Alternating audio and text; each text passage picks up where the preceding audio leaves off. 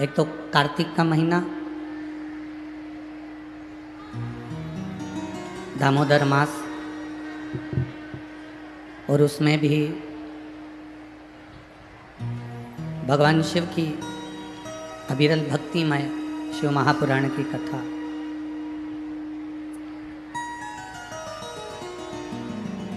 शिव कथा कहती है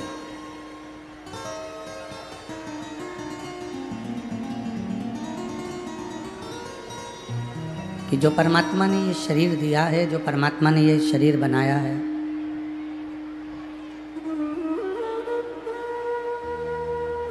और जो ये शरीर भगवान देवादिदेव महादेव ने हमको प्रदान किया है, ये कोई साधारण सा शरीर नहीं है।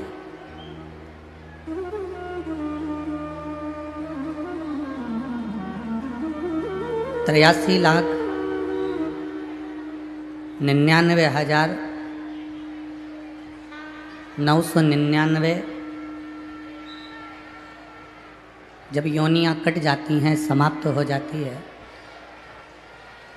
आवाज़ नहीं जा रही है, उधर भी नहीं जा रही, इधर भी नहीं जा रही, तो आवाज़ का देखिए, इधर भी नहीं, सब जगह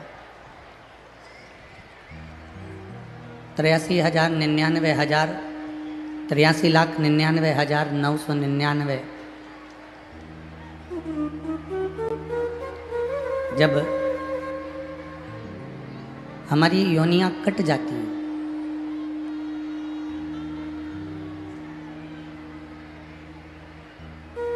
हमारी योनियां जब समाप्त हो जाती हैं, तब जाकर 84 लाख में नंबर की जो योनि है,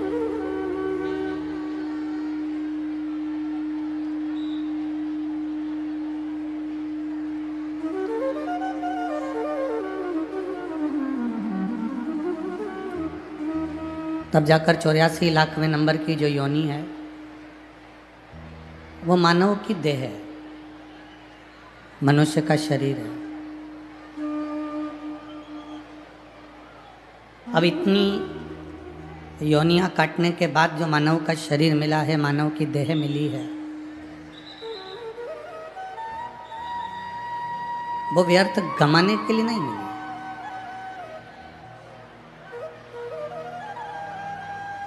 ये मानव की जो शरीर मिला,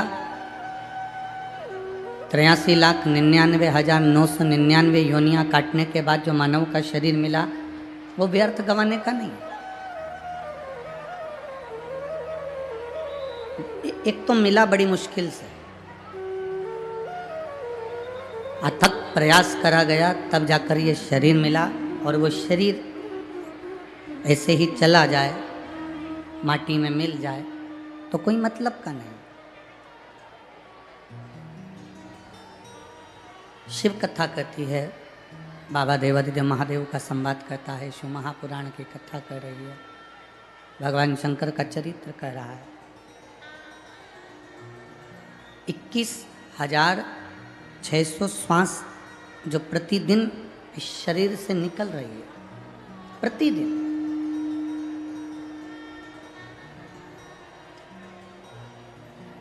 उस 21,600 श्वास जो प्रतिदिन शरीर से निकल रही है, प्रतिदिन शरीर से आना जाना कर रही है, उस 21,600 श्वास में से कुछ श्वासें,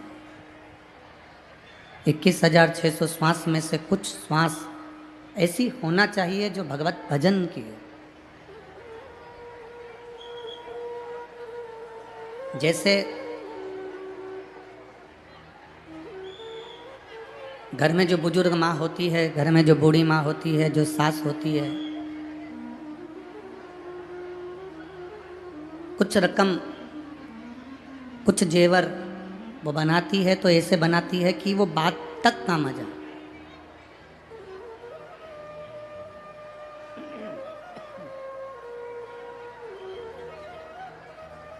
घर की एक बुजुर्ग माँ अगर कोई जेवर बनवा रही है, तो वो ऐसे बनवाती है कि वो बात तक काम आए, आखिरी तक वो जेवर जो उसने बनवाए हैं अपनी बहू को, अपने पोता बहू को वो चढ़ा सके, वो काम में आ जाए।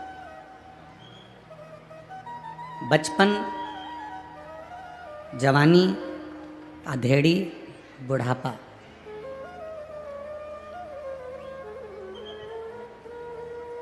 शिव महापुराण एक बड़ी सुंदर बात कहती है कि बचपन में जो आपने भजन किया, बचपन में जो आपने देवादिदेव महादेव को एक लोटा जल समर्पित किया, बचपन में जो आप भगवान शंकर के मंदिर तक गए हो, जवानी में जो आपने भगवान शंकर का भजन किया है, जवानी में जो आप शिव के मंदिर तक गए हो,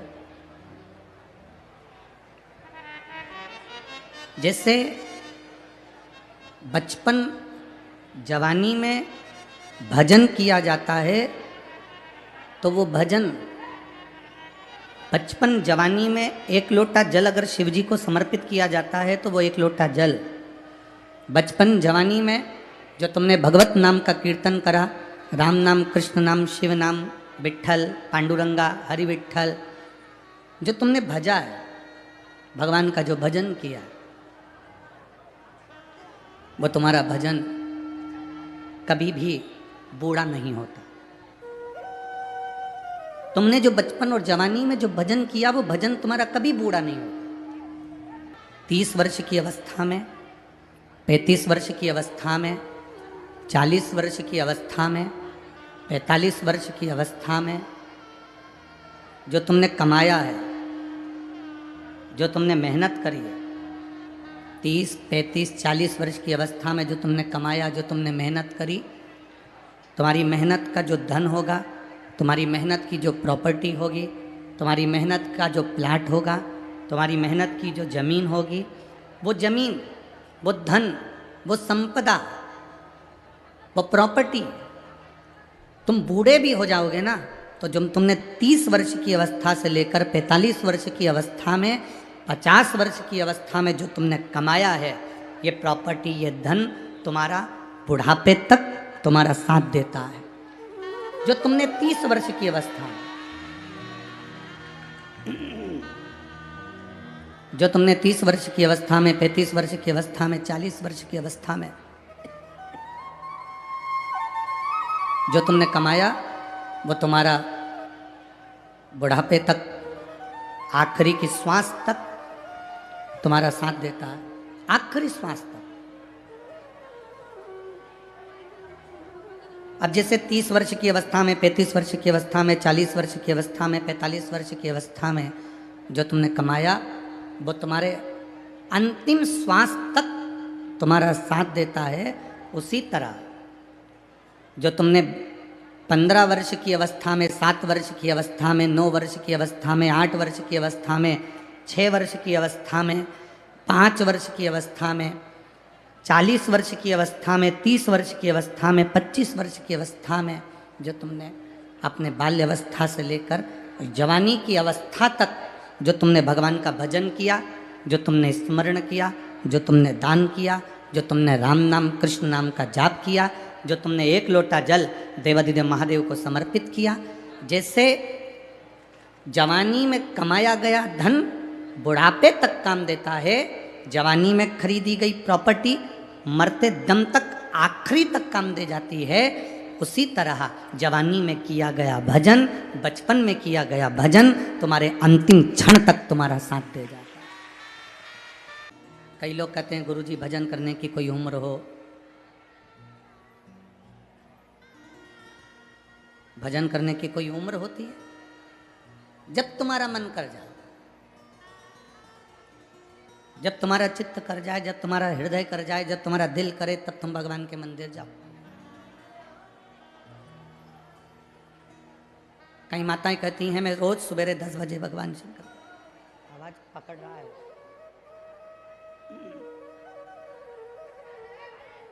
कई माताएं कहती हैं मैं रोज सुबह 10 बजे भगवान के मंदिर जाती हूँ। कोई कोई कहता है कि हम सुबह 8 बजे भगवान के मंदिर जाते हैं, 9 बजे भगवान के मंदिर जाते हैं, कोई 11 बजे भगवान के मंदिर जाता है।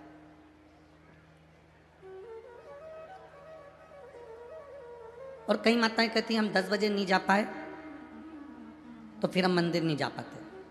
शिव महापुराण की कथा में एक बड़ी सुंदर बात लिखी है, अगर आपने स्मरण करा हो, उमा खंड को अगर पढ़ा हो, तो पार्वती खंड में, उमा खंड में एक बात आती है बड़ी सुंदर आता है। रोज 10 बजे तुम मंदिर जाते हो, रोज 9 बजे तुम मंदिर जाते हो, रोज 11 बजे तुम मंदिर जाते हो, रोज सवेरे 8 बजे मंदिर जाते हो। पार्वती खंड कथा है, उमा खंड कथा है। कभी कभी हफ्ते 2 हफ्ते में अपना समय बदल कर भगवान के मंदिर जाया करो। हफ्ते 2 हफ्ते में ऐसा समय निकालो कि हमें अपना समय चेंज करना, अपना समय बदलना। क्या होगा उससे? जो दुकान जाने वाले हैं उन दुकान जाने वालों से हम निवेदन करेंगे, जो ऑफिस जाने वाले हैं वो ऑफिस जाने वालों से निवेदन करेंगे, जो कहीं ना कहीं किसी ना किसी जगह पर नौकरी करते हो, धंधा करते हो, बिजनेस करते हो, काम करते हो, फैक्ट्री जाते हो, कार्य करते हो। तुम्हारा जाने का समय 10 बजे है। कभी प्रयास कर कर सुबह 9 बजे चले जाओ, कभी प्रयास कर कर 10:30 बजे चले गए, कभी प्रयास कर कर आगे पीछे थोड़ा सा समय हफ्ते में 1-2 बार जाकर देखना। अगर आप रोज 10 बजे दुकान पर जाते हो तो कभी एक प्रयास करना कि आज मैं सवेरे 9 बजे दुकान पर जाकर देखूं आखिर होता क्या है। सवेरे 9 बजे फैक्ट्री का मालिक ये विचार करे मैं रोज 12 बजे फैक्ट्री पर जाता हूं, फैक्ट्री का मालिक 12 बजे फैक्ट्री पर पहुंचता है। कभी फैक्ट्री का मालिक अगर 12 बजे की जगह 10 बजे 9 बजे फैक्ट्री पर जाकर खड़ा हो जाए। अपने व्यापार को जो तुम 1 बजे देखते हो, 2 बजे देखते हो, कभी समय चेंज कर कर सुबह 11 बजे पहुंच गए, कभी 10 बजे पहुंच गए। जब वहां जाकर पहुंचोगे तब तुम्हें अंदाजा लगेगा कि वहां तुम्हारे नहीं रहने पर या तुम समय पर जाते हो उस समय तो सब कुछ अच्छा मिलता है, पर जब तुम समय से हटकर जाते हो तो तुम्हें अंदाजा लगेगा कि जो तुम देखोगे कि मेरा कितना घाटा हो रहा है या मेरा कितना फायदा हो रहा है वो तुम्हें सम्मुख में नजर आएगा, वो तुम्हें सामने दिखेगा। ये कथा कहती है, भगवान शंकर का संवाद कर रहा है, शिव महापुराण की कथा कर रही।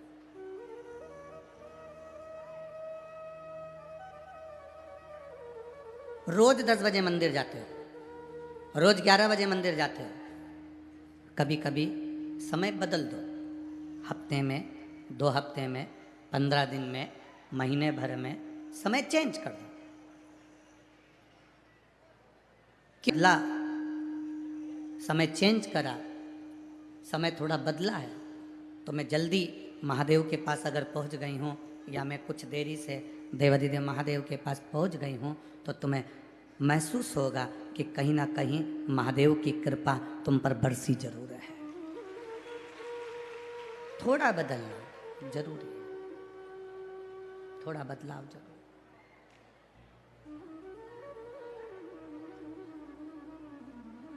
जाओ शिव के मंदिर रोज जाओ, भगवान के दरवाजे पर रोज पहुंचो, प्रतिदिन जाओ, पर महीने भर में, हफ्ते भर में 1-आध दिन आगे पीछे थोड़ा चेंज करो।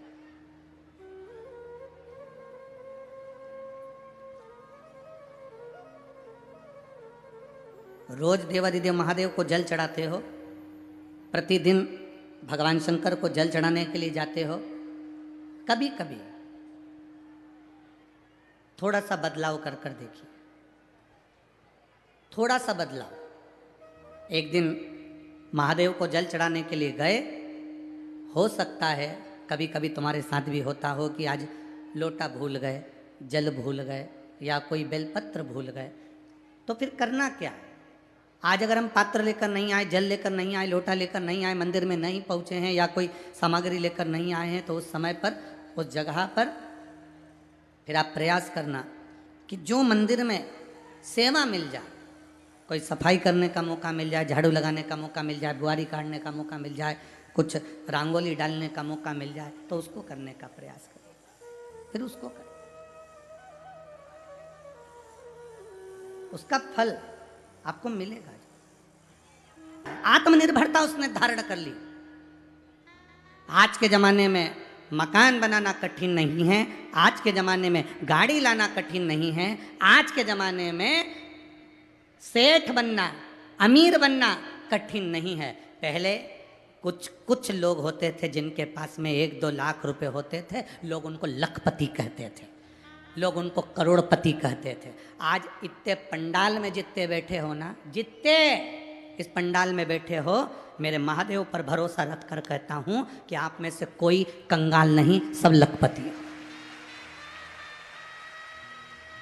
किसी के पास में 1 लाख होगा, किसी के पास में 50,000 से ऊपर होगा। लखपति बनने का आज के ज़माने में पैसा कमाना कठिन नहीं है, अमीर बनना कठिन नहीं है, बंगला बनाना कठिन नहीं है, दुकान बनाना कठिन नहीं है, कमाई करना कठिन नहीं है। आज के ज़माने में गाड़ी लाना कठिन नहीं है, दुकान बनाना कठिन नहीं है। पर आज के ज़माने में दुनिया की सबसे कठिन चीज़ एक है, अपने बच्चों को संस्कारित बनाना।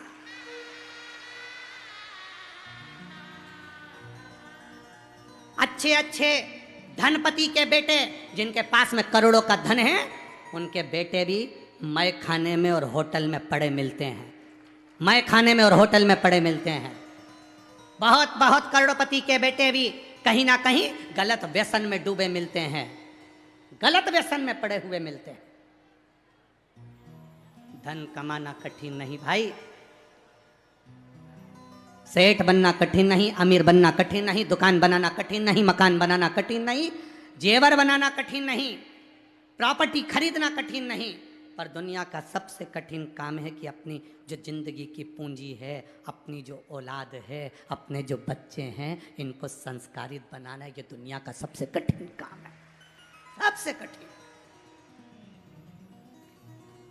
आपके बच्चे अगर संस्कारित हैं, आपको प्रणाम कर रहे हैं, आपको नमन कर रहे हैं, आपका कहना मान रहे हैं, आपके मुंह पर कभी मुंह नहीं चला रहे, आप सोफे पर बैठे हो, आपके बच्चे आपकी मर्यादा रखकर खड़े हुए हैं, साथ में नहीं बैठ पा रहे, नीचे बैठ जाते हैं। आपके बच्चे आपके कहने पर चल रहे हैं। आपके बच्चे से आपने कह दिया लोटा उठा जल शंकर जी को चढ़ा के जा, एक बार बच्चे के मुंह से ना निकले मम्मी मैं नहीं चढ़ाने जाऊंगा, मम्मी मैं ये काम नहीं करूंगा, मम्मी मैं ये सामान नहीं लाऊंगा, मम्मी मैं पानी भरकर नहीं लाऊंगा, मम्मी ये काम नहीं करूंगा। अगर आपके बच्चे आपके कहने पर चल रहे हैं, आपके बच्चे आपका कहना मान रहे हैं, आपके बच्चे अगर संस्कारित हैं, तो दुनिया के सबसे बड़े अमीर अरबपति आप हैं। दुनिया के सबसे बड़े अमीर अरबपति आप हैं। और अगर आपके बच्चे आपके विपरीत में चल रहे हैं, बच्चों से कहा गलत जगह मत जाओ, नहीं मानते, गलत संगत में मत पड़ो, नहीं मानते, बच्चे सुनते नहीं हैं। भाई बहुत कठिन है, बहुत कठिन।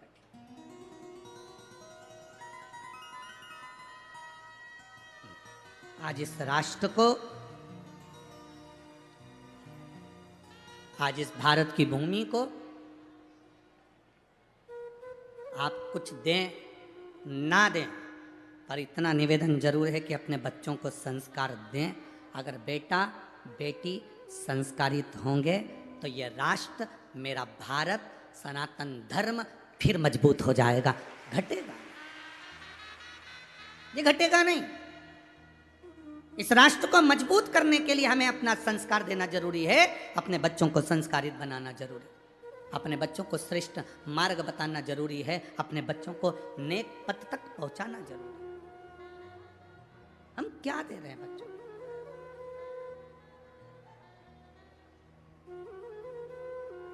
हम एक पत्र लाना भूल गए, जहां हम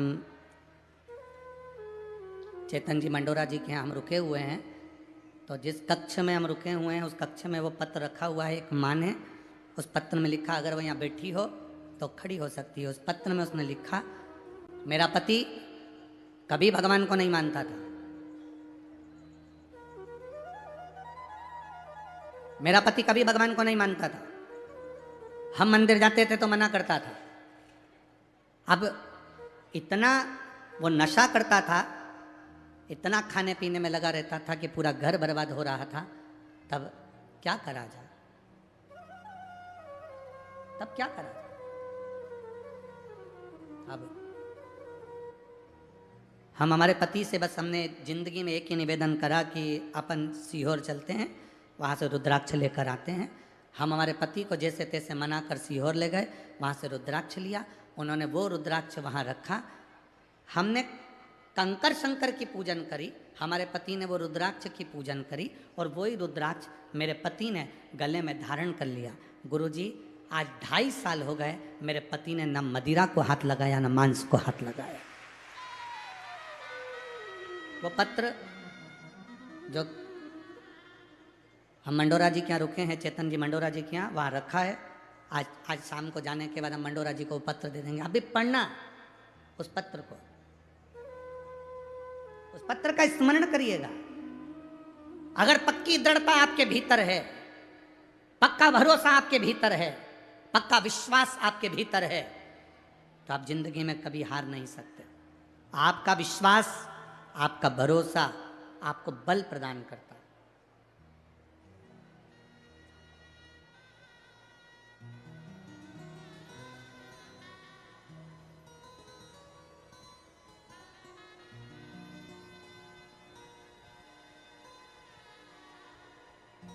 की कथा, आकोला की कथा, और भी जहाँ जहाँ कथा आप लोग अगर टीवी पर देखते होंगे, तो हमारे यहाँ पर माइक पर आशीष जी कभी ज़्यादा नाम नहीं बोलते कि यह माल्यार्पण करने आएंगे, वो माल्यार्पण करने आएंगे। थोड़े बहुत नाम 2 4 8 जो रहते हैं वो मूल बोल देते। एक माला, एक प्रणाम और एक प्रशंसा। आप भी बोलो कितनी चीज़ें? 3। पहली, जम के बोलो जरा, माला।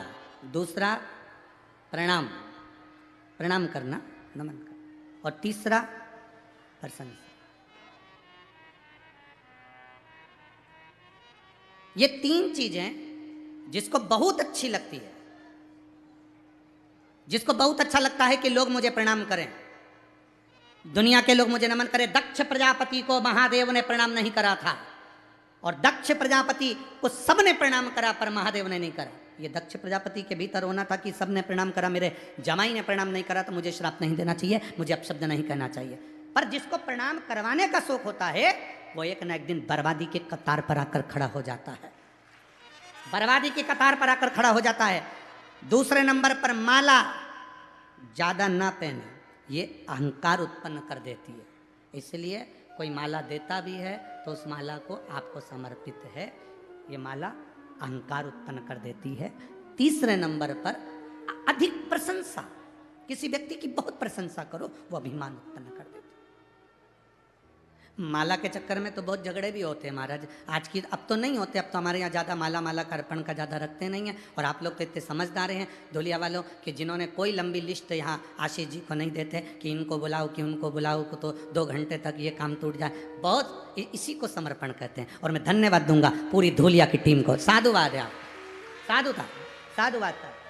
नहीं तो माला, प्रणाम और प्रशंसा, इन 3 से बच लो। इन 3 से जितना बच सकते हो बचो, जितना बचोगे उतना सुख पाओगे, जितना बचो।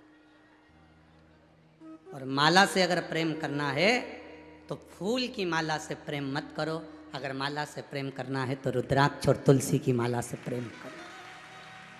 जिसने रुद्राक्ष और तुलसी की माला से स्नेह कर लिया, जिसने रुद्राक्ष और तुलसी की माला को अपने हृदय में धारण कर लिया, वो जिंदगी में परमात्मा को अपने करीब में लेकर आए। फूल की माला अहंकार को करीब में लाती है, और तुलसी और रुद्राक्ष की माला मेरे परमात्मा को आपके करीब में लेकर आ जाती है। वो माला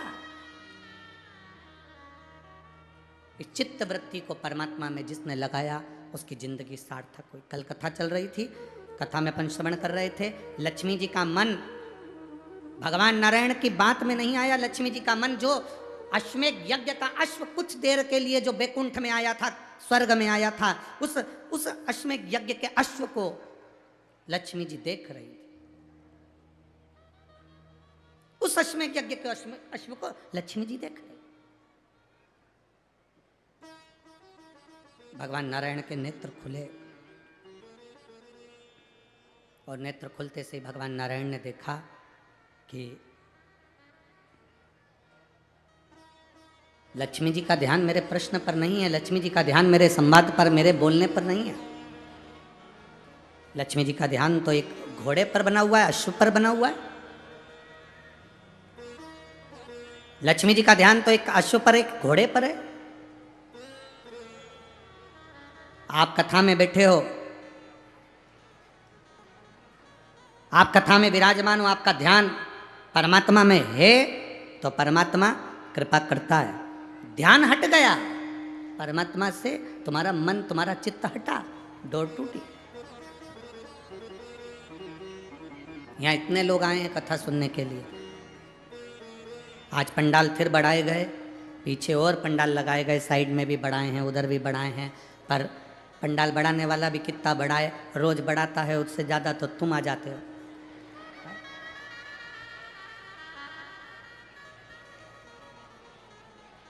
वो तो महाराष्ट्र की पुलिस प्रशासन को, यहाँ के collector, SP, SSP, DSP, SDM, TI सभी को, और जो पुलिस बल लगा हुआ है उसको बहुत बहुत धन्यवाद देते हैं, जो उन्होंने पूरी रोड को संभाल रखा है, बाहर और अंदर हर जगह पर आप लोग संभाले हुए हैं, उसके लिए बहुत बहुत साधुवाद है यहाँ के प्रशासन को। नहीं तो हाईवे थोड़ी देर में अगर इतने लोग जाएं आए तो वो जाम हो जाए, परंतु उन्होंने सुचारू रूप से वो चल रहा है, इसके लिए पुलिस प्रशासन को बहुत बहुत साधुवाद, बहुत बहुत धन्यवाद। बाबा की कृपा है आप लोगों पर। मन को लगाना है शिव में। लक्ष्मी जी ने अपने मन को नहीं लगाया भगवान नारायण की बातों में। जिसने श्रेष्ठता से, मन से, हृदय से, चित्त से शिव महापुराण की कथा को अपने अंदर उतार लिया, उसकी जिंदगी सार्थक हो गई। जो उतारने के बाद भी अपने जीवन को दोहरी जिंदगी में जीता है, वो फिर नष्ट हो। दोहरी जिंदगी किसको कहते हैं थोड़ा समझिएगा। आप देवादिदेव महादेव को जल चढ़ा रहे हो, आपका चढ़ाया गया जल आपको अच्छा लग रहा है, और दूसरा अगर जल चढ़ा रहा है तो उससे आप नफरत कर रहे हो, वो श्रेष्ठता नहीं। इसको दोहरी जिंदगी कहते हैं, इसको दोहरा कर्म कहते हैं, इसको दोहरी भाव कहते हैं, दोहरी दृष्टि कहते हैं। आज के जमाने में प्रत्येक व्यक्ति दोहरी जिंदगी जी रहा है। अपना बेटा अगर अच्छे नंबर से पास हो गया और पड़ोसी के बेटे के 2 नंबर, 5 नंबर, 10 नंबर ज़्यादा आ गए, तो अपना बेटा पास हुआ तो पड़ोसी का बेटा अच्छे नंबर से पास हो गया, तो दोहरी जिंदगी में फिर कह दिया उसकी तो वहाँ पर पहचान होगी, पैसे वाला है, थोड़ा पैसा दे दिया होगा, इसलिए काम हो गया होगा। दोहरी जिंदगी है, दोहरी जिंदगी। मक्खी दूध में गिर गई, थोड़ा सा दूध था, तुमने फेंक दिया। मक्खी घी में गिर गई,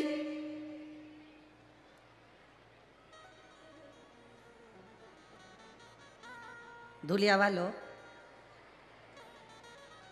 5 किलो घी में मक्खी गिर जाए, फेंक दोगे? नहीं, मक्खी को फेंक दोगे, पर घी को। है ना दोहरी जिंदगी। दूध में गिरी, दूध फेंक दिया, पानी में गिरा, पानी फेंक दिया, खीर में गिरी, खीर फेंक दी, रबड़ी में गिरी, रबड़ी फेंक दी, हलवे में गिरी, हलवा फेंक दिया, घी में गिर गई, घी नहीं। दोहरी जिंदगी। हमारा पूरा जीवन दोहरी जिंदगी में चलता है, दोहरी जिंदगी। दामाद अच्छा मिल जाए, मेरी बेटी को साथ लेके चलता है। इतना दामाद अच्छा मिल जाए तो पूरे मोहल्ले में किया है, पूरे धूलिया में, कॉलोनी में, सोसाइटी में, मेरा दामाद इतना अच्छा, मेरी बेटी को तो पलक पावड़े पे रखता है, इतना बढ़िया रखता है, इतना अच्छा नेचर मेरे दामाद का, मेरी बेटी के देना वैसा करता है, मेरा दामाद जैसा दुनिया में किसी का दामाद नहीं होगा, मेरी बेटी के पेट का पानी नहीं हिलने दे, ऐसा दामाद साथ लेकर जाए, मिलाने लाए, मिलाने कर ले जाए, हर हफ्ते 2 हफ्ते में फोन लगाए, हफ्ते 2 हफ्ते में मुझे मिलाने लेकर आए, मेरे दामाद जैसा दामाद नहीं हो सकता। अब जैसा तुम्हारा दामाद कर रहा है, वैसा कि वैसा ही तुम्हारा बेटा।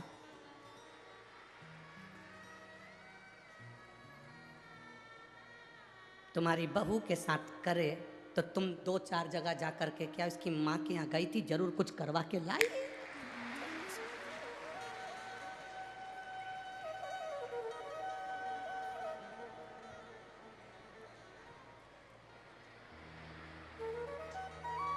सही है कि गलत है ना दोहरी जिंदगी। दामाद करे तो बहुत बढ़िया, दामाद बेटी को घुमाए तो बहुत बढ़िया, दामाद बेटी को होटल ले जाए तो बहुत बढ़िया, दामाद बेटी को कपड़े दिलाए तो बहुत बढ़िया, दामाद बेटी को रकम दिलाए तो बहुत बढ़िया, दामाद बेटी के साथ में अपने ससुराल आए तो बहुत बढ़िया, और तुम्हारा बेटा तुम्हारी बहू को घुमाए तो बुरा, तुम्हारा बेटा तुम्हारी बहू को रकम दिखाए तो बुरा, तुम्हारा बेटा तुम्हारी बहू को साड़ियां दिलाए तो बुरा, और तुम्हारा बेटा तुम्हारी बहू के घर चले जाए तो बुरा। फिर दोहरी जिंदगी क्यों जी रहे हो? ये दोहरी जिंदगी किसके लिए जी रहे? भगवान मेरी बेटी को ऐसा दामाद देना, खूब अच्छे से रखे। तो जैसे तुमने प्रार्थना करी वैसी प्रार्थना तुम्हारी बहू की माँ ने भी करी थी। भगवान मेरी बेटी को ऐसा घर देना, बड़े प्रेम से रखे।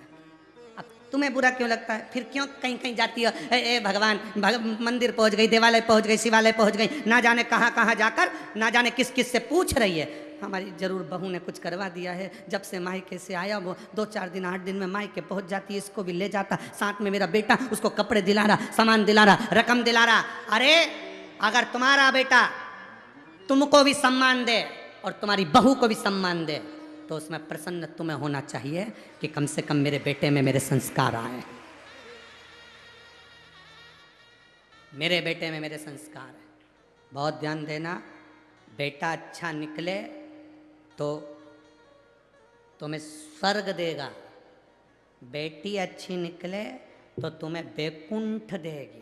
पर बहू अच्छी निकल जाए तो तुम्हें कहीं जाने की जरूरत नहीं है, तुम्हारा घर झोपड़ा भी होगा तो स्वर्ग बना देगी।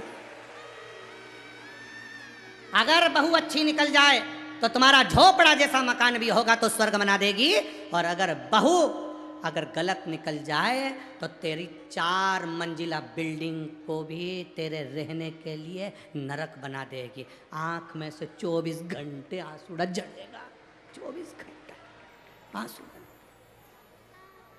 24 घंटा दोहरी जिंदगी जीना। शिव महापुराण की कथा कभी नहीं कहती कि दोहरी जिंदगी जियो।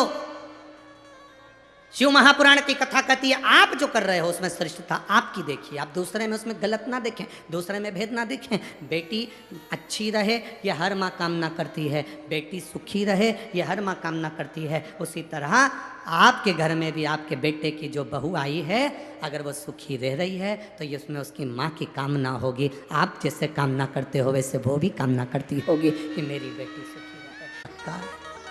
पर अपने को कोई फर्क नहीं पड़ता, खाया बिना रह जाऊं पर बोला बिना। इसलिए जो अच्छा लगे वो बोलो, आपको समझने की जरूरत है। अगर आपका दामाद आपको अच्छा लगता है तो आपकी बहू का जो पति है वो भी किसी का दामाद होगा, इसलिए उसका भी आदर और उसका भी समर्पण बहुत जरूरी है, बहुत जरूरी।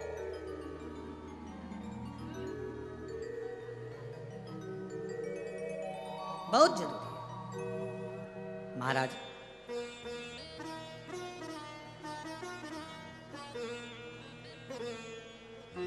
शिव कथा कर रही है, लक्ष्मी जी मन को ना लगा पाए, उनका ध्यान भटका था। अश्व को देख रही थी, घोड़े को देख रही। जब अश्व को देख रही हैं, घोड़े को देख रही हैं, भगवान नारायण ने नेत्र खोलकर देखा तो लक्ष्मी जी क्या, घोड़े पर ध्यान था तो लक्ष्मी जी को देखकर भगवान नारायण को क्रोध आ गया और उन्होंने कह दिया, लक्ष्मी मेरा श्राप है तुझे, अपने पति के साथ बैठने पर भी तू घोड़े पर ध्यान दी है, इसलिए मृत्यु लोक में तू अश्वी बनकर, घोड़ी बनकर तुझे जन्म लेना पड़ेगा,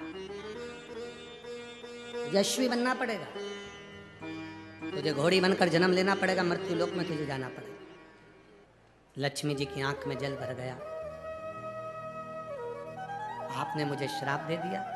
भगवान नारायण कहते हैं, पति के साथ में होने पर, पति जब बोल रहा है, बात कर रहा है, धर्म पत्नी जब बात कर रही है, उसमें तुम्हारा ध्यान भटकना नहीं चाहिए। शिव महापुराण एक बड़ी सुंदर बात कहती है, जब तुम्हारे घर में कोई अतिथि आए, तुम्हारे घर में कोई मेहमान आए, तुम टीवी पर, मोबाइल पर कथा सुन रहे हो तो टीवी मोबाइल चलने दो। यदि तुम्हारे घर में कोई अतिथि आए, मेहमान आए, और तुम टीवी पर, मोबाइल पर कोई एडवर्टाइज देख रहे हो, कोई सीरियल देख रहे हो, कोई नाटक देख रहे हो, कोई न्यूज़ सुन रहे हो, तो भले टीवी बंद कर दो और अतिथि का आदर करो, सम्मान करो। हम गलती क्या करते हैं, अतिथि आता है, टीवी चलती रहती है और आप उस टीवी में अपना मन लगा कर रखते हो और अतिथि का आदर नहीं कर पाते, सम्मान नहीं कर पाते। उस समय पर तुम्हारा ध्यान उस अतिथि में होना चाहिए। लक्ष्मी, तुमने गलती करी, जब पति के साथ बैठी हो, पति के साथ रह रही हो, पति के साथ बात कर रही हो और तुम्हारा ध्यान इस अश्व में चले गया, इस घोड़े में चले गया, मैं तुम्हें श्राप देता हूं, पृथ्वी पर तुम्हें अश्वी बनकर जन्म लेना पड़ेगा, घोड़ी बनकर जन्म लेना पड़ेगा। लक्ष्मी जी हाथ जोड़कर पति के चरणों में नमन करने लगी, आप मुझे क्षमा करो। नारायण कहते हैं तुम्हें जाना पड़ेगा और आज का दिन तुम मृत्यु लोक में जाओगी, पर कल तुम्हें अश्वी बनकर जन्म लेना ही है। लक्ष्मी जी उसी समय पर बैकुंठ से, स्वर्ग से पृथ्वी पर आ गई। जब पृथ्वी पर लक्ष्मी जी आई, लक्ष्मी जी ने देखा, जैसे पृथ्वी पर आकर लक्ष्मी जी देख रही कि बहुत घोर अंधेरा है, भयंकर अंधेरा।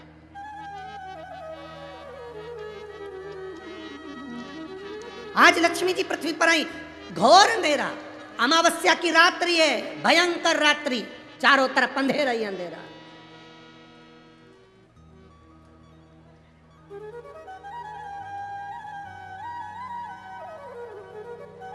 लक्ष्मी जी पृथ्वी पर आते से मृत्यु लोक में जब भ्रमण करने लगी, और भ्रमण करते करते लक्ष्मी जी ने विचार करा, मैं कहाँ जाऊं, एक रात्रि की बात है, आज मैं इस अंधेरे में कहाँ जाऊंगी। रात्रि का समय था, लक्ष्मी जी भ्रमण करती हुई चारों तरफ देख रही थी, सबके दरवाजे बंद थे, सबकी खिड़कियां बंद थी, सबका द्वार बंद था, कहीं लक्ष्मी जी को जाने की जगह नहीं मिली। एक दरवाजा खुला था और वहां पर एक मिट्टी का दिया जिसमें से प्रकाश टिमटिमा रहा था। लक्ष्मी जी उस घर के अंदर प्रवेश करी। एक बूढ़ी माँ बैठी कपड़े को सिल रही थी। बूढ़ी माँ वस्त्र बना रही थी। एक बूढ़ी माँ वस्त्र बना रही है, एक बूढ़ी माँ कपड़े को सिल रही है। अब लक्ष्मी जी अंदर जाकर बूढ़ी माता को नमन किया, प्रणाम किया। लक्ष्मी जी ने कहा, माँ क्या मैं एक रात्रि आपके यहाँ रुक सकती हूँ? बूढ़ी माँ काम में लगी हुई थी, उसने गादी बिछा दी, एक तकिया दे दिया और लक्ष्मी जी को पहचानी नहीं। इतना कहा, बहन आप आराम करो, आप रुको, आप रहो। माँ मुझे भूख लग रही है, भूख लग रही है। कपड़ा छोड़कर माँ, कपड़ा छोड़कर माँ, कपड़े को छोड़कर माँ उस माता लक्ष्मी को पहचानी नहीं, पर एक स्त्री के लिए भोजन ढूंढने के लिए गई। पर घर इतना साधारण सा था, बड़ी गरीब परिस्थिति का था, भोजन जितना बनाया था वो समाप्त हो चुका था।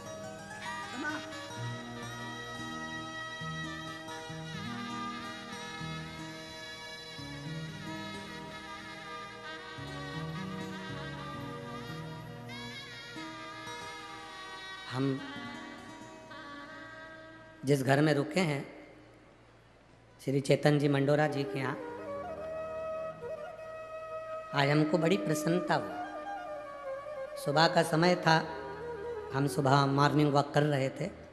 सुबह के समय पर जब घूम रहे थे नीचे, बाहर तो हम मॉर्निंग वॉक करने जाते नहीं हैं, क्योंकि जाते हैं तो लोग गाड़ी में बिठा के वापस घर छोड़ जाते हैं। और उन्होंने कहा, गुरुजी गाय को रोटी, हमने कहा लाओ हम देते। गौ माता को जब रोटी दी तो रोटी गरम थी। हमारी आंख में जल भर गया। लोग इतनी सुबह 5:30 बजे, 5:30 पौने 6 बजे, इतनी सुबह लोग गाय को रोटी अगर देते हैं तो दूसरे दिन की कल की बची हुई बासी देते हैं। पर धन्य है ऐसी माँ तो गाय के लिए रोटी लेकर आई थी तो ताजी थी। धन्य, साधु था, बहुत बहुत साधु था, उसके लिए धन्यवाद आप। ताजी रोटी गौ माता को दी। हम मन में सोचे कि यही भाव, ये संस्कार बच्चों में होना चाहिए, ये भाव होना चाहिए। कुछ अच्छा लगता है आपके नगर में, आपके गांव में, आपके क्षेत्र में, तो हम कहने में पीछे नहीं हटते, और जो बुरा लगता है उसको अगली कथा में कह देते हैं। यहीं की यहीं नहीं कहते।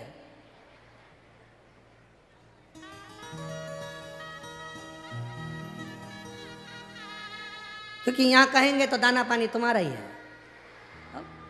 तो जो बुरा लगे सो तो अगली कथा में बोल दे, जो अच्छा लगे वो बोल दो, जो प्रेम है। तो स्नेहता, आपका वात्सल्य, क्या दूं मैं, क्या प्रदान करूं मैं, क्या दूं मैं। अब नारी बैठी है और कह रही है, माँ माँ मुझे भूख लगी है। लक्ष्मी जी आवाज लगा कर कह रही हैं, माँ मुझे भूख लगी है, कुछ है आपके पास में। माँ ने अपना घर टटोला, कुछ भी भोजन के लिए नहीं मिला, कुछ प्रसाद पवाने के लिए नहीं मिला। अब अतिथि है, अतिथि आया दरवाजे पर। अभी हमने कहा था दरवाजा किसके लिए खोल कर रखना है, लक्ष्मी के लिए दरवाजा नहीं, अतिथि के लिए, मेहमान के लिए। कोई आए तुम्हारे दरवाजे पर, उसके लिए दरवाजा खोल कर रखो। जब हम दूसरे के लिए द्वार खोलेंगे तो लक्ष्मी हमारा द्वार अपने आप खोल देगी। लक्ष्मी अपने आप द्वार खोले।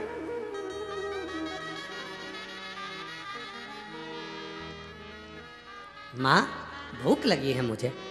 इतने में बूढ़ी माँ ने कपड़ा फेंका, वस्त्र बनाने वाला कपड़ा बूढ़ी माँ ने जमीन पर डाला और कहती है, रुक जा बेटा, मैं अभी अंदर से आती हूँ, भोजन देखती हूँ। भोजन देखा, डब्बे में भोजन नहीं था, कुछ सामग्री नहीं थी। भोजन होता, कुछ सामान होता तो बना देती, पर ये तो रोज कपड़ा सिलती है, कपड़ा बनाती है, बेचती है।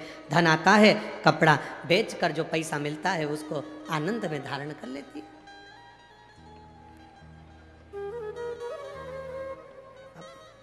है नहीं, याद आया बूढ़ी माँ को, याद आया कि जब मेरा विवाह हुआ था, बूढ़ी माँ की शादी, और बूढ़ी की उम्र है 75 वर्ष की, और शादी की उम्र का ध्यान स्मरण आया कि मेरे पास कुछ नहीं, पर मेरी जब शादी हुई थी, पूजन अभिषेक जब किया गया था, मेरे पिताजी के पास में देने के लिए कुछ भी नहीं था। उन्होंने अपने एक वृक्ष में से शहद मधु को लाकर मुझे दे दिया था। वो मधु का डब्बा मेरे पास में रखा हुआ, शहद का डब्बा मेरे पास रखा हुआ,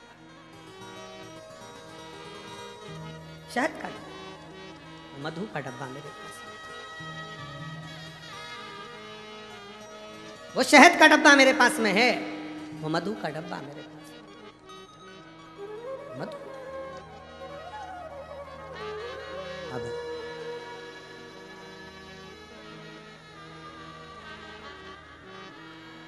कोई तुम्हारे स्मरण में जब आए, तुम्हारी चित्त वृत्ति में, तुम्हारे स्मरण में जब कुछ आए, तो इस बात को उतार कर रखना। महालक्ष्मी शिव महापुराण की इस कथा को अपने अंदर उतार कर रखिए। अब 75 वर्ष की मां, 75 वर्ष की बूढ़ी मां, और 75 वर्ष की बूढ़ी मां, और उसके विवाह में जो पिता ने शहद दिया था, मधु दिया था, 75 वर्ष की, और 75 वर्ष की बूढ़ी मां को जो शहद दिया गया, दहेज में जो मधु दिया गया था, वो शहद, वो मधु, वो शहद, वो मधु उसके पास में था, उसके स्मरण में आ गया, स्मरण। और उसके स्मरण में आया कि जो मधु है मेरे पास में, मुझे देना चाहिए, परंतु वो डब्बा जिसमें मधु भरा हुआ था, जिसमें शहद भरा हुआ था, वो डब्बा ढूंढा जा रहा है। वो मधु का डब्बा, वो शहद का डब्बा ढूंढा जा रहा है। और मधु का डब्बा जब ढूंढने के लिए बूढ़ी मां लगी, दरवाजे पर जो दीप लगा हुआ था प्रकाश के लिए, वो दीप को उठाकर लेकर आई। अपने द्वार पर आए हुए अतिथि का आदर, सम्मान, सत्कार कैसा होना चाहिए, ये शिव महापुराण की कथा कह रहे। आपके द्वार पर आया हुआ अतिथि, उसका आदर, उसका सम्मान, उसका सत्कार कैसा होना चाहिए, शिव पुराण बता रहे। इसीलिए इस महाराष्ट्र की पवित्र भूमि पर जगह जगह पर लिखा रहता है, अतिथि देव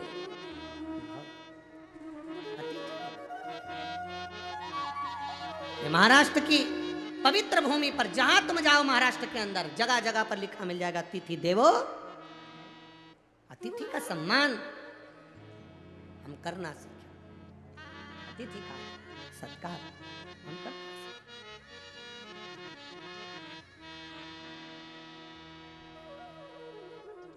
देखा मधु का डब्बा, शहद की डब्बी ढूंढ रही, मिला, प्रकाश की रोशनी में देखा गया और प्रकाश की रोशनी में वो डब्बा प्राप्त हुआ। मधु निकाला, शहद निकाला और वो शहद बूढ़ी माँ माता लक्ष्मी जी के पास लेकर गई। बूढ़ी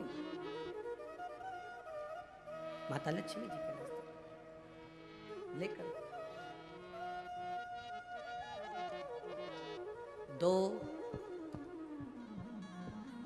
33 कोटि देवी देवता में 2 देवता ऐसे हैं जिनको मधु शहद प्रिय है, और उस मधु शहद की प्रियता में वो अपने पास का जितना वैभव होता है वो प्रदान कर देते हैं।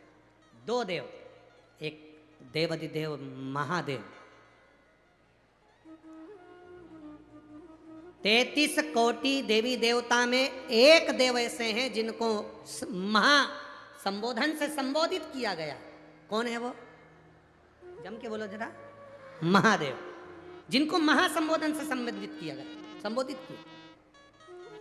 और 33 कोटि देवताओं की जो धर्म पत्नियां हैं, देवियां, उन देवियों में केवल एक देवी है जिस देवी के नाम के आगे महा का संबोधन लगाया गया, वो केवल एक लक्ष्मी है जिसे महालक्ष्मी कहा गया। महासंबोधन, एक महादेव है और दूसरी महालक्ष्मी। बाकी के किसी देवी के आगे महा का संबोधन नहीं दिया गया। महालक्ष्मी का संबोधन त्रिदेवी में, पार्वती मैया हो, सरस्वती मैया हो, उसमें महालक्ष्मी का संबोधन, महासंबोधन लक्ष्मी के आगे आया। और त्रिदेव में महासंबोधन देवाधिदेव महादेव के सामने आया। इसलिए इन एक महादेव और एक महालक्ष्मी, ये 2 देवता ऐसे हैं, एक देवता एक देवी ऐसी हैं जिन पर मधु का प्रयोग सुख प्रदान करता। अब दुनिया के लोगों ने कहा गुरु जी आप एक बात कह देते हो, शिव कथा कर रहे, एक देव महादेव और दूसरे नंबर पर देवी लक्ष्मी महालक्ष्मी, जिन पर मधु का प्रयोग मुंह। एक हमने पहले कथा में कहा था कि उसका लोगों ने उपहास भी किया, हंसी भी उड़ाई, पर लोगों ने उसका प्रयोग करा तो फल भी पाया। आज भी उस पत्र को, यहाँ पर भी एक पत्र है उसका, हम बताएंगे। हमने कहा था कि बीज पत्ती पर शहद लगाकर जब आप अपनी पूरी मेहनत करें, पूरा कर्म करें और अच्छी मेहनत में तल्लीन रहें, और मेहनत करते हुए जब किसी कार्य के लिए जाएं तो मध्य पत्ती में मधु लगाकर, शहद लगाकर, सुना था कि नहीं सुना था? शहद लगाकर शिवलिंग पर उसको लगाकर फिर जाइए, कार्य में सफलता मिलती है। ये हमने कहा था।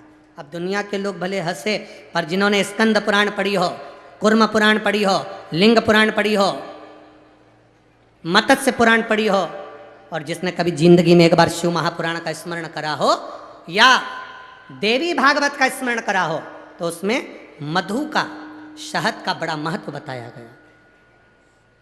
मधु का, शहद का बड़ा महत्व। शहद, मधु एक देवाधिदेव महादेव को समर्पित करने वाला और एक माँ लक्ष्मी को समर्पित करने वाला क्या देता है? ये शिव पुराण की कथा कर रही है। जब बूढ़ी माँ के पास में कुछ भी नहीं था, 80 साल, 70, 80, 50, 60 साल पुराना शहद, मधु रखा था। शहद, आप लोगों में से कितने लोग हैं जिनके घर में शहद है, मधु है? रखो। अब मधु आपके घर में है, कोई सामान आपके घर में दाल भर कर रखना, उसमें कीड़े पड़ जाएंगे, सड़ जाएगी। दूध रख दिया, घी रख दिया, 10 साल, 5 साल, 8 साल, 15 साल में उसमें कीड़े पड़ सकते हैं, वो सड़ सकता। पर केवल एक मधु, शहद ऐसा होता है जो 50 साल तक भी रखा रहे तो सड़ता नहीं है बल्कि औषधि बन जाता है। शहद अगर 40 साल का भी रखा है, मधु अगर 30 साल 50 साल का भी रखा है, तो वो औषधि का काम करता है।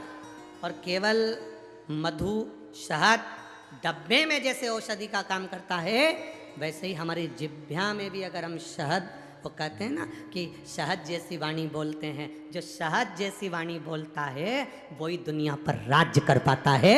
जो कड़वा बोलता है वो राज्य नहीं कर पाता।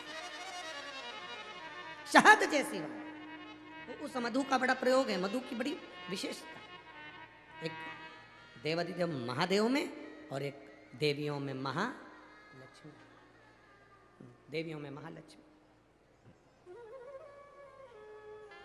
कभी प्रयास करना, प्रयोग कर कर देखना। जब तुम्हें लगे जिंदगी में कि बहुत हाथ तंग चल रहा है और बहुत तकलीफ की जिंदगी चल रही, बहुत तकलीफ, बहुत कष्टमय जीवन चल रहा है, बहुत कष्ट,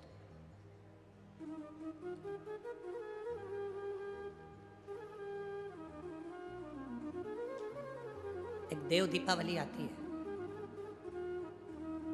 कभी तुम लोगों ने पढ़ा? पंचांग में, कैलेंडर में उसका वर्णन आता है। पढ़ी है देव दीपावली? अरे बोलो तो जम के, पढ़ी है? एक देव दीपावली आती है, एक दीपावली, एक देव दीपावली। इन दोनों दीपावली के दिन अगर प्रयास करना, अगर बहुत कष्टमय जीवन चल रहा हो, फैक्ट्री भी ना चले, दुकान भी ना चले, व्यापार भी ना चले और कर्जा बढ़ते जा रहा हो, टेंशन ही टेंशन पूरी जिंदगी में हो रहा हो, कहीं से संपदा आ नहीं रही हो, धक्के की जिंदगी चल रही हो, तो एक बार मधु का प्रयोग कर कर देखना।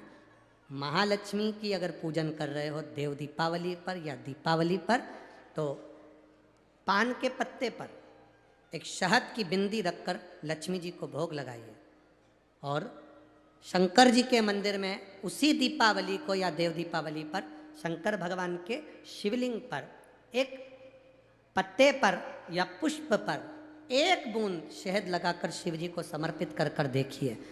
अगला वर्ष तक इंतजार करना, बाबा आपकी जिंदगी में 4 चांद ना लगा दे उस मधु के बल पर, तो आनंद के लिए प्रयास करिए।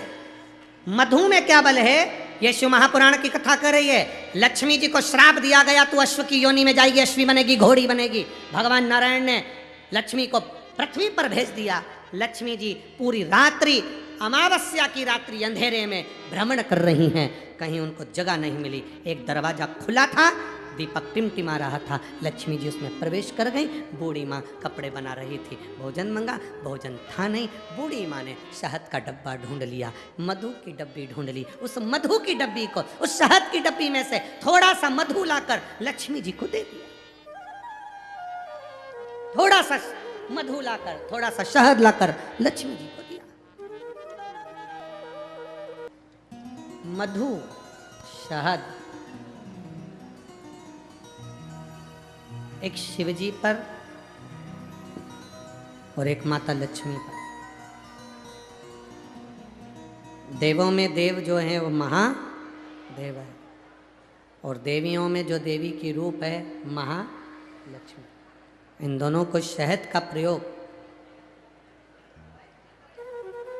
सुख देता है।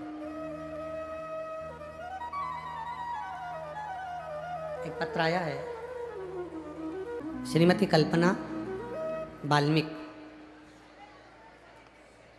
श्रीमती कल्पना वाल्मीकि राजपूत हैं। मैं दहाने गांव से हूँ और मैं यहाँ मेहाड़ी उपनगर गांव में रहती हूँ। कहीं बैठी हो तो हाथ हिला सकती हैं, अगर कहीं बैठी हो तो अपने दोनों हाथ हिला सकती हैं। श्रीमती कल्पना वाल्मीकि राजपूत, दहाने गांव से हूँ और मैं यहाँ मोहाड़ी उपनगर गांव में रहती हूँ। मेरा मोबाइल नंबर ये है। कहीं बैठी हैं, हाथ हिला दो। हाँ ठीक है, दिख गए हो। एक बार ऐसे वापस हाथ हिलाओ। हाँ वापस हिला दो, ठीक है। बाबा शिवजी पे चढ़ाए गए शहद की बेलपत्र और बाबा की कथा श्रवण करने का फल क्या? गुरुदेव, मेरा बेटा घर पर बैठे बैठे नौकरी की तैयारी करता, पर कहीं नौकरी नहीं लगी। उसको 3 साल हो गए।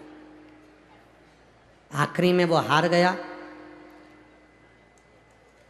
मुझसे कहता, आई मेरी कभी नौकरी नहीं लगना है सरकारी, ये पक्का। गुरुदेव, आप माला गांव की कथा में कथा करने आए थे, तब हम लोग कथा सुनने के लिए गए थे।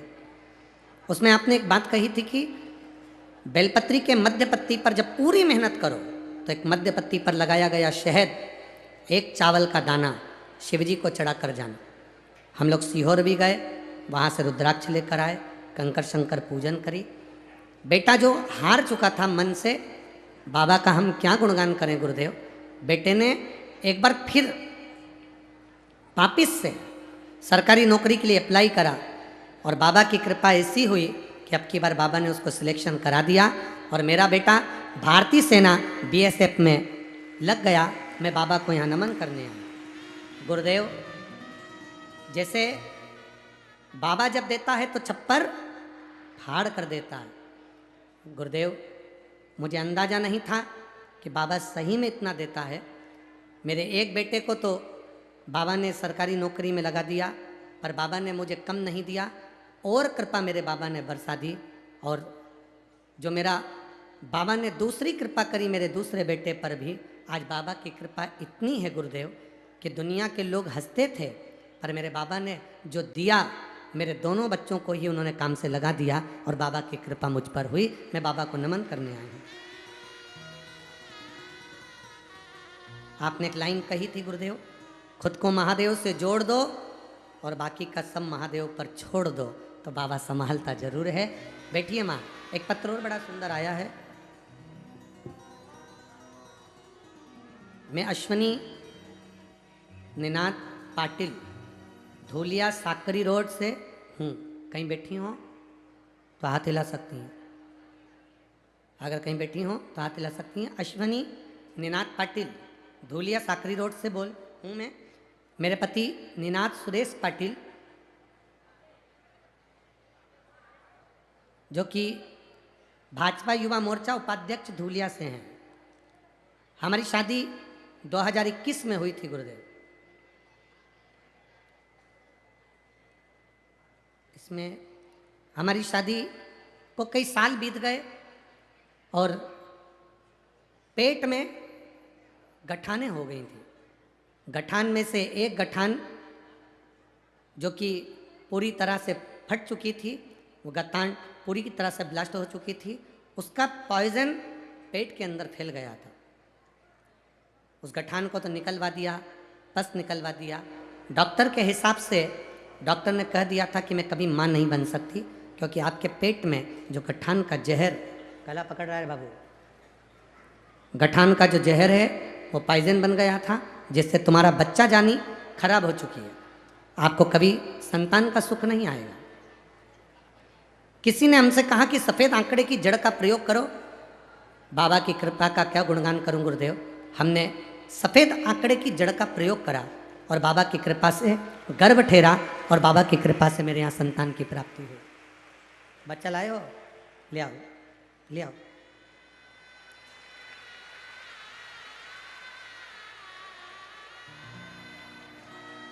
गुरुजी, हमने बॉम्बे तक इलाज करवाया, पर प्रत्येक जगह पर यह कहा गया था कि तुम्हारी बच्चादानी खराब हो चुकी है, तुम्हारे गर्भ नहीं ठहरेगा, तुम्हें बच्चा कभी नहीं हो सकता, क्योंकि तुम्हारे पेट में जो गांठ थी वो फट गई, वो पस पड़ गया था। पर बाबा की कृपा तो बाबा की कृपा है गुरुदेव, जो बाबा ने मुझे संतान दी। मैं बाबा को यहाँ नमन करने के लिए आई हूँ। ये शिव कृपा है, उदारता है शिव। एक बेटी है दर्शना जालिंदर माली, बाल गोपाल विजय व्यायामशाला, गली नंबर 14, जूने धूलिया। मोबाइल नंबर ये है। कहीं बैठी हैं तो हाथ हिला सकती हैं। अगर कहीं बैठी हो, दर्शना जालिंदर माली, बाल गोपाल विजय व्यायामशाला, गली नंबर 14, जूने धूलिया। इस बेटी को, कहीं बैठी है, आप बेटी आई है क्या साथ में? नहीं आई है? आई है बच्ची, आई है? हाँ ठीक है, इसको लिया। ये वो बेटी है जिसके शरीर में एक बीमारी हो गई थी, जिस बीमारी में शरीर की एक एक नस बंद होती चली जाती है और पूरा शरीर पलंग पर पड़ा रहता है। आखिरी में ये बीमारी एक ऐसी बीमारी है जो 1,00,000-1,50,000 लोगों में से किसी किसी एक को होती है। और ये बच्ची का शरीर आप इस फोटो में देख सकते हैं। जब बच्ची पलंग पर पड़ी है उसका शरीर कोई काम नहीं करता था, शरीर की नसें चौक हो गई, शरीर ने काम करना बंद कर दिया, ना हाथ हिलता, ना पाँव हिलता, ना श्वास ले पा रही थी। शरीर पूरी तरफ से जब बेकार हो गया, जिस बीमारी को जीबीसी भी कहते हैं, इसका इलाज कहीं नहीं है, कोई गारंटी नहीं इसको बचने की। डॉक्टर ने केवल हमें 14 दिन दिए थे कि 14 दिन बाद ये बेटी का क्या होगा ये भगवान ही जान सकता। हमने इसको भर्ती रखा, रात दिन इसका इलाज हुआ, पर कोई डॉक्टरों ने हाथ फेंक दिया। डॉक्टरों ने कहा कोई चमत्कारी हो सकता है जो इस बेटी को बचा ले। इस बीमारी के अंतर्गत बचना बहुत कठिन होता है। शरीर धीरे धीरे काम करना बंद कर दिया, हाथ पैर हिलना बंद हो गए, सांस लेने में तकलीफ होने लगी और बीमारी इतनी बढ़ गई कि कहीं जा सकती ना आ सकती। तब किसी पड़ोसी ने कहा कि शंकर जी पे चढ़ा हुआ एक बेलपत्र इसके पलंग के पास रखो, एक लोटा जल शिव जी को चढ़ाकर उसका आचमन करो। सियोर वाले महाराज कहते हैं शमी के पत्ते का प्रयोग करना प्रारंभ करो। हमने शमी के पत्ते का प्रयोग करना प्रारंभ करा, जल चढ़ाना प्रारंभ करा। बच्ची को मुख में जल दे देते थे, शरीर तो काम कर नहीं रहा था, पलंग पर से उठ पाती नहीं थी। पर बाबा का क्या करुणा है गुरुदेव, हम सीहोर गए, वहाँ से रुद्राक्ष लाए, उसका पानी रात को गलाते, सवेरे शिव जी को चढ़ाते, पिलाते और बेटी को देते। आज डॉक्टरों ने हाथ फेंक दिए थे, इस बीमारी का कोई इलाज नहीं है, पर आज मेरी बेटी अगर चलकर कथा में आई है तो ये बाबा देवाधिदेव महादेव की कृपा है। जो शिव के भरोसे है उसको भटकना नहीं है, जो शंकर के भरोसे है उसको डोलना नहीं है। शिव संभालते।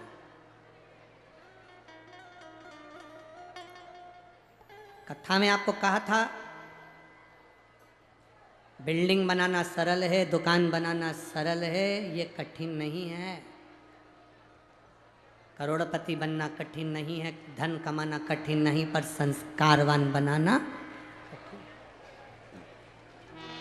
प्रयास करो। लक्ष्मी जी, माता लक्ष्मी, माँ लक्ष्मी ने बूढ़ी माँ के घर में मधु चाटा, शहद चाटा। बूढ़ी माँ कपड़ा बना रही है, माँ मधु चाट के माता लक्ष्मी को कह दिया, बूढ़ी माँ ने आप विश्राम करो। लक्ष्मी जी विश्राम करती हैं और बूढ़ी माँ कपड़ा सिलती सिलती सिलती सिलती वहीं पर सो जाती है।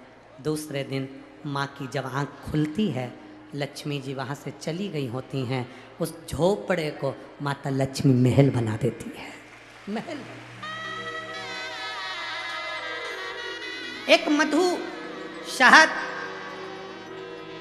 दीपावली की रात्रि में शंकर भगवान को चढ़ाया गया शहद, लक्ष्मी जी को भोग लगाया गया शहद, या देव दीपावली के दिन माता लक्ष्मी को लगाया गया शहद का भोग, शहद का प्रसाद, माता लक्ष्मी को दी गई एक बूंद शहद हमारी जिंदगी की सार्थकता को सिद्ध कर देती है। एक बूंद शहद।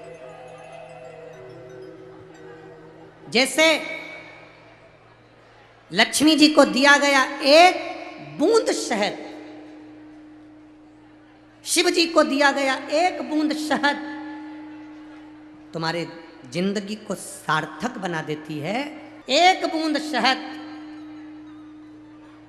एक बूंद शहद देवाधिदेव महादेव को चढ़ाया उसका फल है, एक बूंद शहद माता लक्ष्मी को चढ़ाया उसका फल है। शिव महापुराण की कथा कहती है बूढ़ी माँ का पूरा मकान जो झोपड़ा था वो पूरा बन चुका था, पूरा एक बूंद शहद माँ लक्ष्मी चाटी। हम निवेदन करेंगे कभी अगर योग लगे और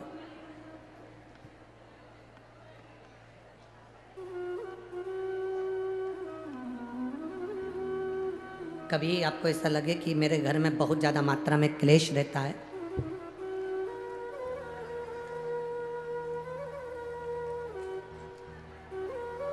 बहुत ज़्यादा मात्रा में क्लेश रहता हो, बहुत झगड़ा, परिवार में विवाद, तो प्रयास करा करो जब आप देवादिदेव महादेव को जल चढ़ाने के लिए जाएं और प्रदोष का यदि दिन हो या महीने की शिवरात्रि हो या प्रदोष का दिन हो, तो उंगली में ही भले एक उंगली में जरा सा शहद लगा कर ले जाओ और अशोक सुंदरी वाली जगह पर और शिवलिंग पर उस शहद को लगाकर जल चढ़ाने का प्रयास करो।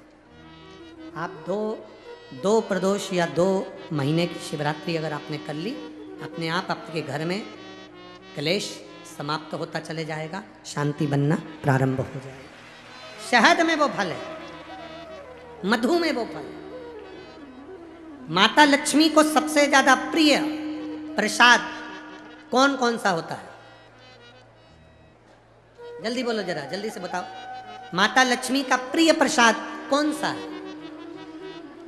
कोई कहेगा खीर, कोई कहेगा सीरा हलवा, कोई कहेगा सिंघाड़ा, कोई कहेगा सीताफल, कोई कहेगा फल। पर माता लक्ष्मी के लिए सर्वश्रेष्ठ अगर कोई पकवान है, माता लक्ष्मी के लिए अगर सर्वश्रेष्ठ यदि कोई भोग है, अगर कोई ने किसी दीपावली के दिन अगर लक्ष्मी जी को शहद का यदि भोग लगाया है, तो उसके घर में कभी गरीबी नहीं आ सकती, वो उन्नति की ओर बढ़ता है। अब दुनिया के लोग क्या करते हैं? दीपावली के दिन पकवान बनाते, गुजिया बनाते, चक्की बनाते, बर्फी बनाते, लड्डू बनाते, बाजार से मिठाई लाते, पकवान बनाते, खीर बनाते, हलवा बनाते। दुनिया का सारा भोग माता लक्ष्मी को दीपावली के दिन लगाते हैं, पर बहुत कम लोग होते हैं जो लक्ष्मी जी को शहद का भोग लगाते हैं। मेरे हिसाब से तो यहाँ भी जितने बैठे होंगे, इसमें भी कुछ ही होंगे गिने चुने जो लक्ष्मी जी को शहद का भोग लगाते हैं। कोई है शहद का जो भोग लगाते लक्ष्मी जी को? तो लक्ष्मी जी को शहद का भोग लगा। लक्ष्मी को शहद की प्रियता, मधु की प्रियता, वो आनंदता देती। शिव महापुराण की कथा कहती है, भगवान शंकर का पावन चरित्र कर रहा है। शिव महापुराण वर्णन कर रही है, भगवान ब्रह्मा जी ने भगवान नारायण से कहकर एक विशाल पर्वत का मंथन करा, जिसने शिवलिंग की आकृति उत्पन्न करी और शिवलिंग की आकृति को उत्पन्न किया। भगवान नारायण ने भगवान शिवलिंग के चरण ढूंढे, सत्य कहा मुझे चरण नहीं मिले, इसलिए उनका नाम सत्यनारायण हो गया। भगवान ब्रह्मा जी आकाश मार्ग की ओर बढ़ते चले गए, उनको कोई शीश नहीं मिला, तो केतकी के फूल से झूठ बुलवाया, माता गौ माता से झूठ बुलवाया और ब्रह्मा जी ने खुद ने झूठ बोला। ब्रह्मा जी स्वयं झूठ बोल दिए, उनका सिर कटा, कर्मनाशा नदी प्रकट हो गई। कर्मनाशा नदी, कटा हुआ शीश बट वृक्ष धारण कर लिया। बड़ के पेड़ के नीचे भगवान देवादिदेव महादेव स्वयं विराजमान हुए, जिनका नाम बटकेश्वर महादेव। बोल बटकेश्वर महादेव की जय। आगे वर्णन आता है, सुंदर प्रसंग के अंतर्गत चारों तरफ आनंद समाहित था। दक्ष प्रजापति की धर्म पत्नी माता प्रसूति और दक्ष प्रजापति माता भवानी की आराधना करते हैं। घर में एक बेटी का जन्म हो जाए, एक बेटी का जन्म।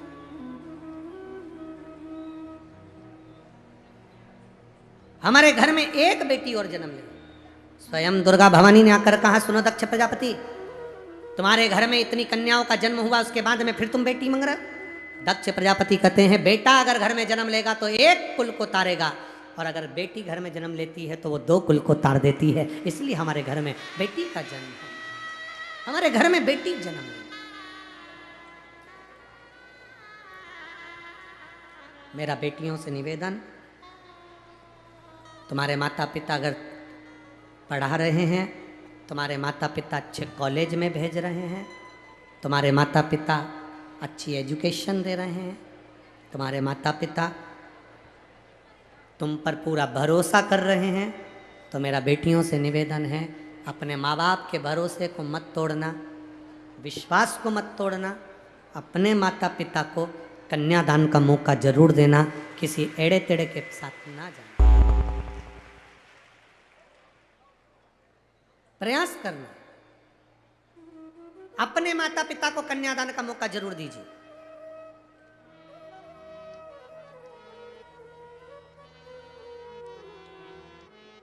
दिखावे में पढ़कर मत जाना, दिखावे में मत पढ़।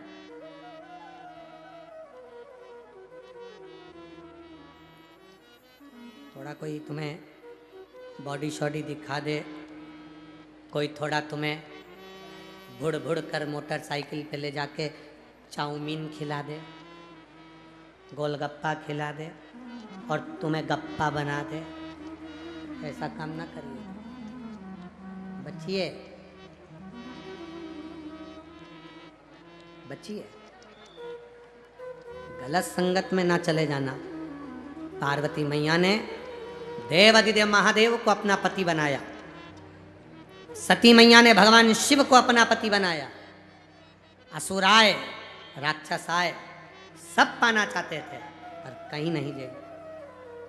मेरा बेटियों से निवेदन है, अपने धर्म में, अपने सनातन धर्म में, अपने ही धर्म के अंदर विवाह करना, किसी दूसरे धर्म में मत चली जाए,